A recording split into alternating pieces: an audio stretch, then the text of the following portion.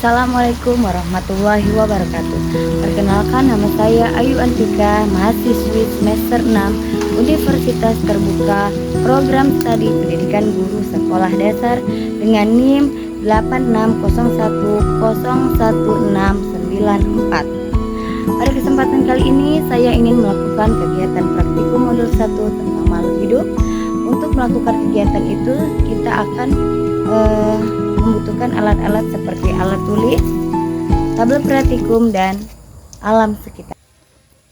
Ayam adalah makhluk hidup yang termasuk dalam kelas Aves. Ayam berkembang biak dengan cara bertelur. Monyet adalah makhluk hidup yang termasuk dalam ordo primata. Monyet berkembang biak dengan cara melahirkan anak. Monyet dapat merasakan sakit, lapar, takut, dan emosi lainnya. Kucing adalah makhluk hidup yang populer sebagai hewan peliharaan.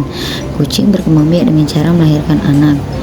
Kucing dapat berjalan, berlari, merompat, dan memanjat dengan menggunakan kaki dan cakar mereka yang tajam. Kucing dapat merasakan sakit, lapar, takut, dan emosi lainnya. Sapi adalah hewan ternak yang penting bagi manusia, terutama sebagai sumber daging, susu, dan kulit. Sapi adalah hewan sosial yang memiliki indera penciuman dan pendengaran yang tajam.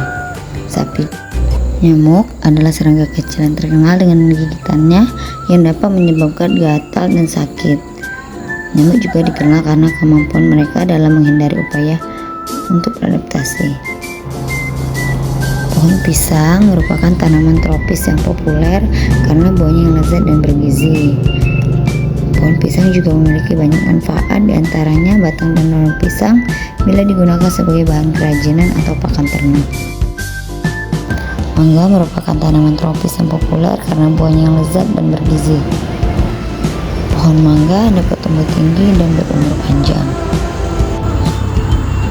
Pohon nangka tumbuh subur di daerah tropis dengan iklim hangat dan lembab. Buah nangka dapat dimakan langsung atau diolah menjadi berbagai bentuk makanan. Daun seledri memiliki rasa yang unik dan aromatik, sering digunakan sebagai tambahan pada masakan untuk menambah rasa dan segar. Pohon jambu air tumbuh subur di daerah tropis dengan iklim hangat dan lembab. Buah jambu memiliki rasa manis dan segar, serta kaya akan vitamin dan mineral. Pohon jambu juga memiliki banyak manfaat seperti daun jambu pohon bisa digunakan sebagai obat tradisional. Nama lain dari tanaman putri malu adalah Mimosa pudica. Tanaman ini dikenal karena kemampuannya menutup daun saat disentuh atau terkena rangsangan. Nah, untuk kegiatan kali ini kita akan meneliti tentang gerak seimunasti pada tanaman putri malu, yaitu kita sentuh dengan gerakan halus, sedang, dan kasar. Kita akan lihat bagaimana reaksi dari daun putri malu.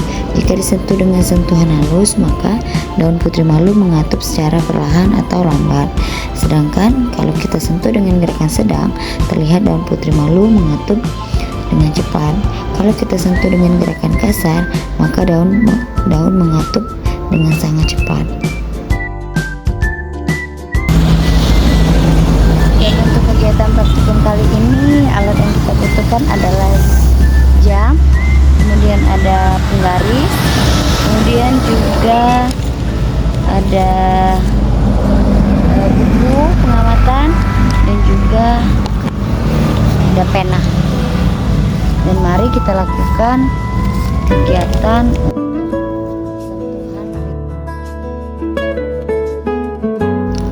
Dan untuk kegiatan kali ini kita akan mengamati gerakan deklinasi pada daun putri malu. Di sini kita akan menutup tanaman putri malu menggunakan kotak hitam dan kita beri label. Kemudian yang satunya itu kita taruh di tempat yang terang.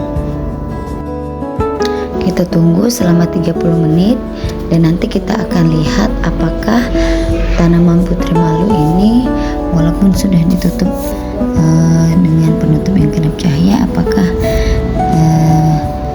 dia masih sama seperti sebelum ditutup menggunakan kotak kedap cahaya.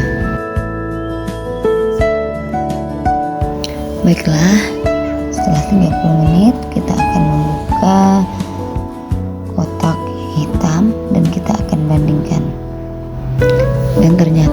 setelah kita buka,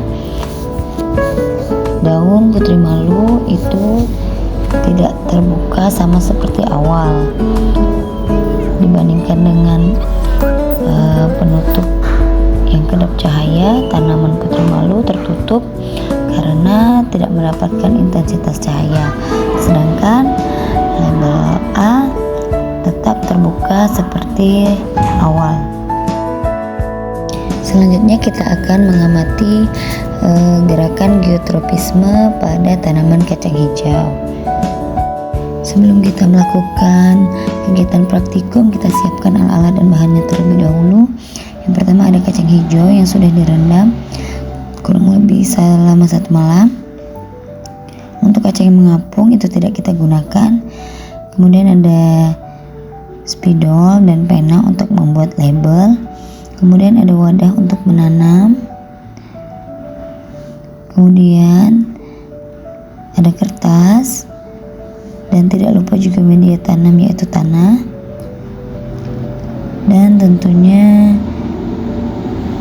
adalah buku pengamatan. Sebelumnya kita akan membuat label. Kita buat label A dan label B. Kemudian kita masukkan tanah ke dalam wadah yang sudah disediakan.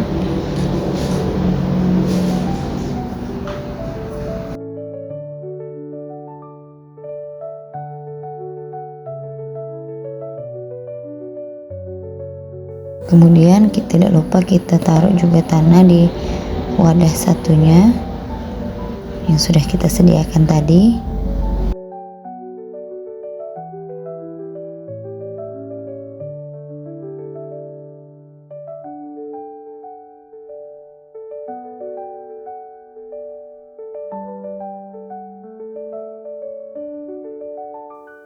Kita kasih label dan kita akan tanam kacang hijaunya kurang lebih 10 buah atau 10 biji kacang hijau.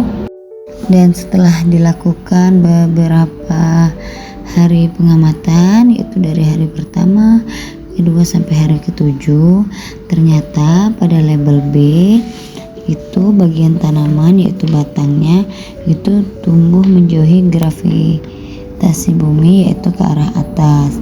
Ini memungkinkan tanaman untuk mencapai cahaya matahari yang dibutuhkan untuk fotosintesis. Sampai sini dulu kegiatan praktek kita. Sampai ketemu lagi di kegiatan praktikum selanjutnya. See you. Wassalamualaikum warahmatullahi wabarakatuh.